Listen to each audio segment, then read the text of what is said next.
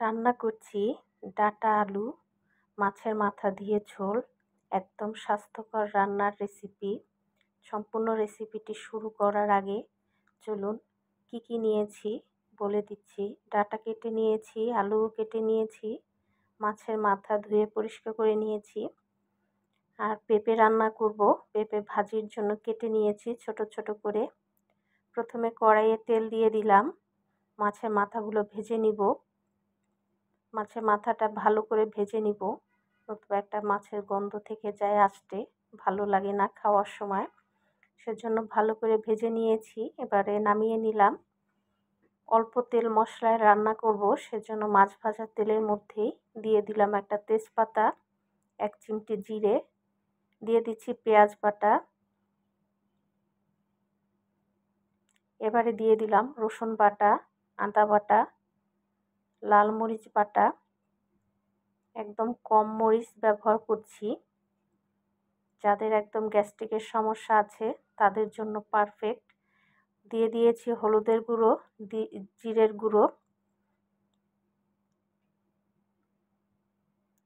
একদম অল্প তেল মশলায় রান্নাটা করব। অনেকে আছেন অনেক মশলা দিয়ে রান্না করেন, তো পরিবারের সব সদস্য খেতে পারে না, বা খাওয়া হলেও সেটা অস্বস্তিদায়ক হয়। তো সেজন্য এরকম অল্প তেল মশলায় রান্না করে খেয়ে দেখবেন, ভালো লাগবে। আর অনেক সময় আছে বাড়িতে বৃদ্ধ মানুষ থাকে, তারা এত মশলা দিয়ে খেতে পারে না, তাদের কথা চিন্তা করেও এভাবে রান্না করতে হয়। মশলা কষানো হয়ে গিয়েছে। এবারে আমি কেটে রাখা আলু এবং ডাঁটাগুলো দিয়ে দিচ্ছি। দিয়ে আমি ঢেকে দিব। দিয়ে দিলাম স্বাদমতো লবণ দিয়ে ভালো করে নেড়ে দিচ্ছি। এবার আমি ঢেকে দিব কিছুক্ষণের জন্য।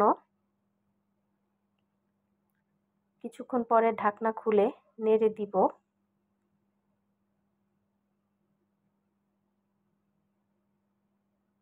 এবারে পানি দিয়ে দিব। এই পানিতেই ডাঁটা এবং আলু সিদ্ধ হয়ে যাবে। ঢেকে দিচ্ছি। যখন ভালো মতো ফুটে উঠবে তখন ভেজে রাখা মাছের মাথাগুলো আমি এর মধ্যে দিয়ে দিব। আর ডাঁটা আমাদের স্বাস্থ্যের জন্য বেশ উপকারী, হজমের জন্য। এর মধ্যে যে ফাইবারগুলো আছে সেগুলো বেশ ভালো স্বাস্থ্যের জন্য। এবার ঢাকনা খুলে নেড়ে দিচ্ছি। আবারও ঢেকে দিব ডাঁটা সিদ্ধ হওয়ার জন্য। ডাঁটাটা যখন পুরোপুরি সিদ্ধ হয়ে যাবে তখন আমি নামিয়ে নিব।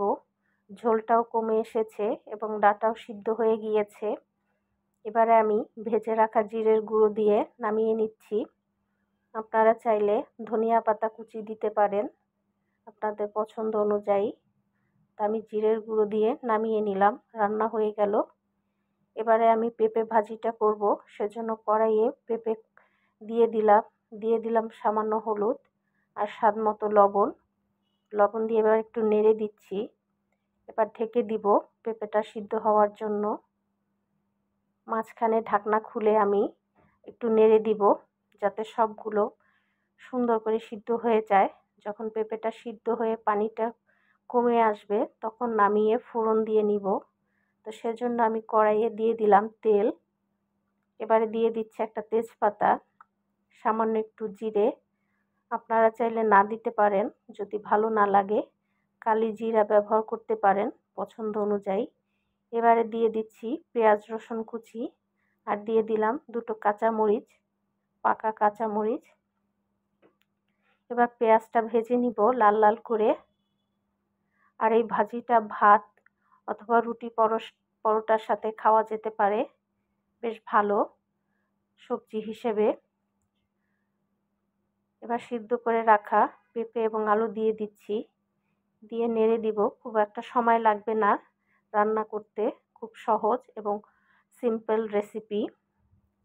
পানিটা শুকিয়ে গেলে নামিয়ে নিব। তো সেজন্য বারবার একটু নেড়ে দিব যাতে নিচে লেগে না যায়। আমি যেহেতু জিরে ফোড়ন দিয়েছি সেজন্য আর ধনিয়া পাতা কুচি দিলাম না, আপনারা চাইলে দিতে পারেন। ভাজিটা হয়ে গিয়েছে, নামিয়ে নিচ্ছি। তো রান্না হয়ে গেল পেঁপে আলু ভাজি। আর ডাটা আলু দিয়ে মাছের মাথা ঝোল রান্না। কেমন লাগলো রেসিপি অবশ্যই জানাবেন।